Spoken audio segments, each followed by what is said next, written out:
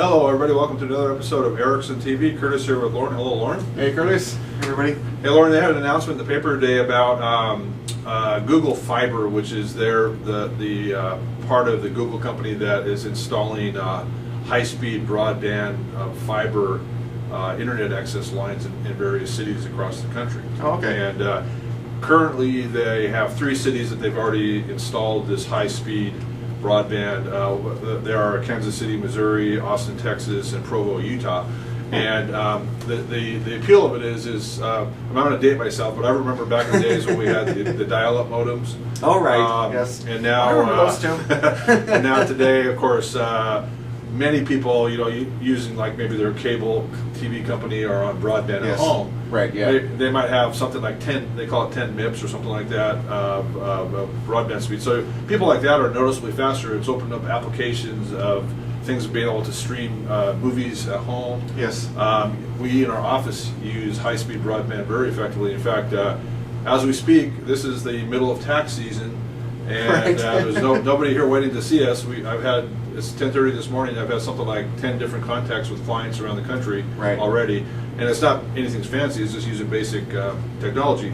So the exciting thing about Google Fiber announced that there's going to be 34 cities added to this grid, including not Seattle, unfortunately, but our neighbor down to the South, Portland, is going to be one of them. Oh, okay.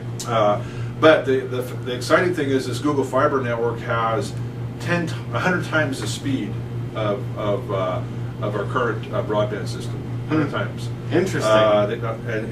And so the applications they think are really exciting. First of all, what Google does is when they go into the local communities, they allow the local communities to say, if you would like to just use basic broadband, we'll allow you to use that for free for 6 years. Oh, okay. So the exciting thing for that is that for people that in low income neighborhoods have not been able to get broadband, they can now have access to it for free for up to 6 years. Right. And then for the people that elect to go into the 100 times faster speeds, it costs roughly $70 per month, so about double the cost of what it is to do through like Comcast or something like that. Right.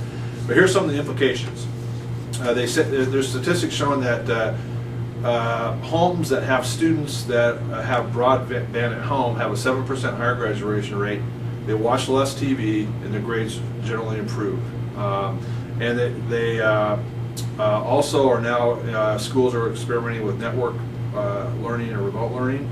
From the healthcare uses, Google Fiber in Kansas City, which is one of the original cities, they're planning to work with their medical center to develop gigabyte medical applications for the future. So some of the things that they're projecting is you're able to see your doctor remotely with your internet connection. You don't have to go into the hospital. They said that the kids that are home on a home ventilator might be able to avoid a trip to the hospital. The doctor can monitor their levels right from the hospital. So those are some exciting things. And engineers, engineers are really excited about the technology sharing.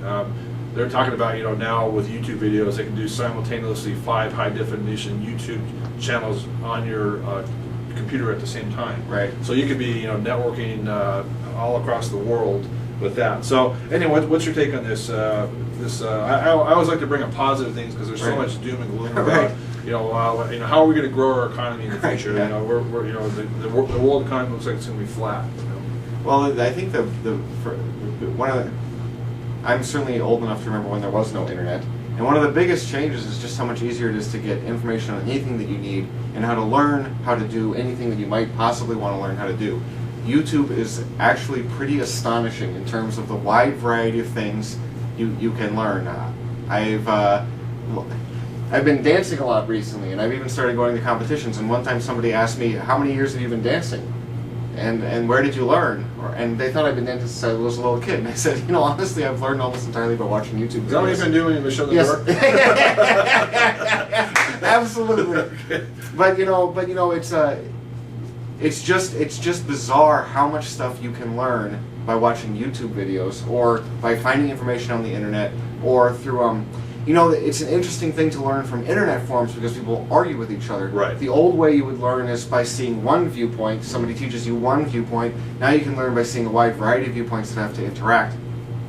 So all this stuff is fascinating, and that tremendous growth of knowledge can be helpful in a whole lot of ways. I'm sure healthcare is one very I can imagine all sorts of instances where it would be incredibly useful to get instantaneous healthcare advice. Right. If you know, if you already know your doctor. And to finish this episode, what excites me is it gives a small startup business the tool to be the same as a big business. Right. So, like you said, you have full access to research materials. You have full access to content. We are a small business here at Erickson Wealth Tax Management. Yeah. And I was interested. I was thinking about last tax season. I was corresponding with a client that was based in Afghanistan. Right. We both have clients in California. We have some clients that spend the season down in Mexico, but we need to. They go to we need to do a conference call. Things like that are really exciting. And so what I'm excited about is there's small businesses that will use this technology to develop things that we can't even conceive right now. Right. Okay. That's Well, true. thank you for watching this episode of Erickson TV, and we'll see you next time. Bye now. See you next time.